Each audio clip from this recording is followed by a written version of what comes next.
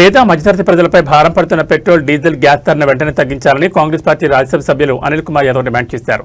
Petrol diesel gas ధరలను తగ్గించాలని demand చేస్తూ మల్కాజ్గిరి ఆనంద్బాగ్ అంబేద్కర్ చౌరస్తాలో మల్కాజ్గిరి కాంగ్రెస్ పార్టీ ఆధ్వర్యంలో ధర్నా నిర్వహించారు.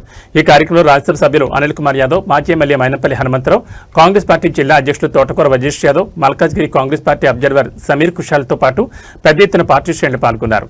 ఈ సందర్భంగా అనిల్ కుమార్ యాదవ్ మాట్లాడుతూ పేద మధ్యతరగతి ప్రజల జీవితాలపై పెట్రోల్ డీజిల్ గ్యాస్ ధరలు పెంచడం వల్ల భారం పడుతుందని, వెంటనే వాటి ధరలను తగ్గించాలని డిమాండ్ చేస్తున్నట్టు చెప్పారు.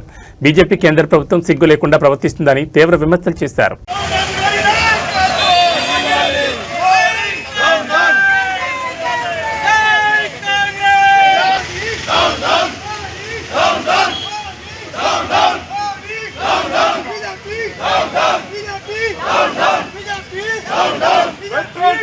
పెట్రోల్ డీజిల్ ధరలు వెంటనే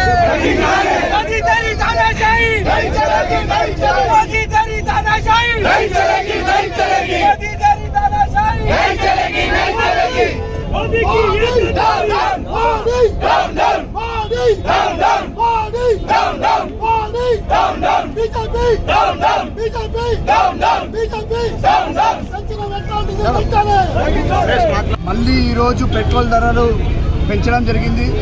కేంద్ర ప్రభుత్వం నరేంద్ర మోడీకి అసలు సిగ్గుందా అని కూడా మేము ప్రశ్నించాలనుకుంటున్నాం.